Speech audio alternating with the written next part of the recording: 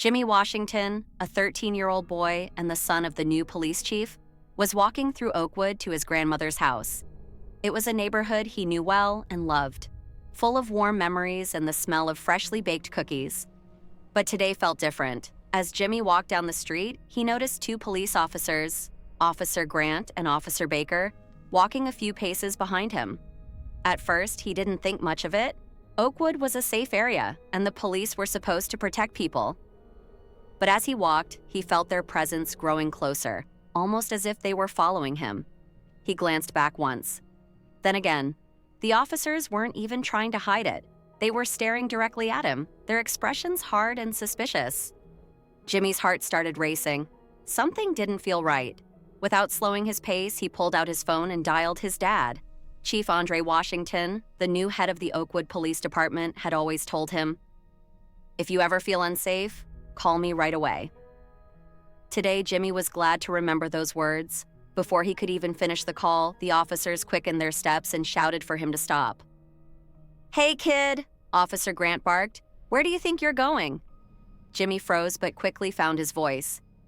"To my grandma's house, sir, just down the road." The officers didn't seem to care. They continued to press him with questions. Too many questions. Where did he live? Why was he in this neighborhood? Jimmy had nothing to hide, but the officers weren't convinced. They wanted him to empty his pockets. His heart was racing now. Confused and scared, Jimmy kept thinking about his dad. "Please, Dad, hurry," he thought. Then, without warning, Officer Grant started searching through Jimmy's pockets. No permission, no warning. Jimmy felt trapped. The only thing in his pocket was a small gift box with a scarf he'd bought for his grandmother. But it didn't matter. The officers kept treating him like a criminal, and Jimmy's fear only grew. Meanwhile, Chief Washington was just getting the call from his son. When he heard Jimmy's voice, his heart sank.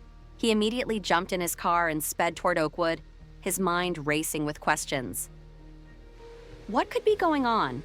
Why was Jimmy calling him during a visit to his grandma's? Back on the corner, Officer Grant's questioning continued, his tone harsh as he demanded, "Are you carrying anything illegal?" "No, sir," Jimmy replied, trying to stay calm, but his hands were shaking.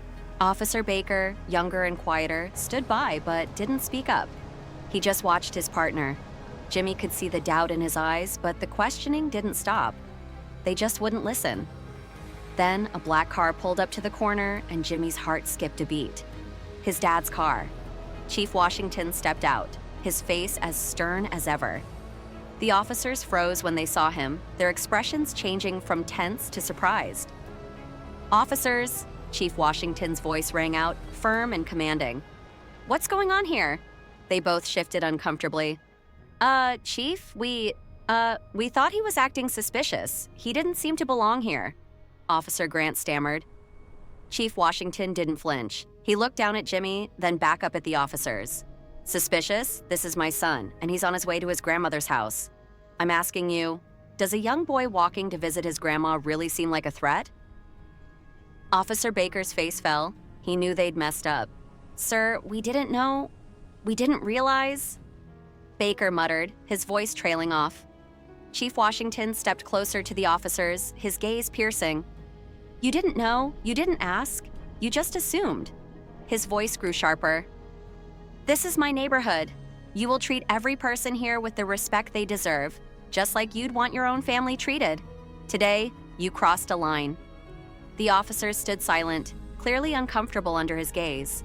They both nodded, realizing the weight of their mistake.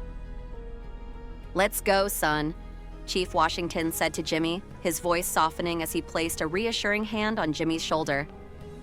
Jimmy felt a sense of pride swell inside him. Justice had been done, and the officers had learned a tough lesson today. As they walked away, he glanced back at the two officers, their faces pale with regret. For Chief Washington, this wasn't just about his son, it was about setting an example for the entire community. Oakwood wasn't just a place to live, it was a place where fairness and respect should always come first. And this was just the beginning. Change was coming.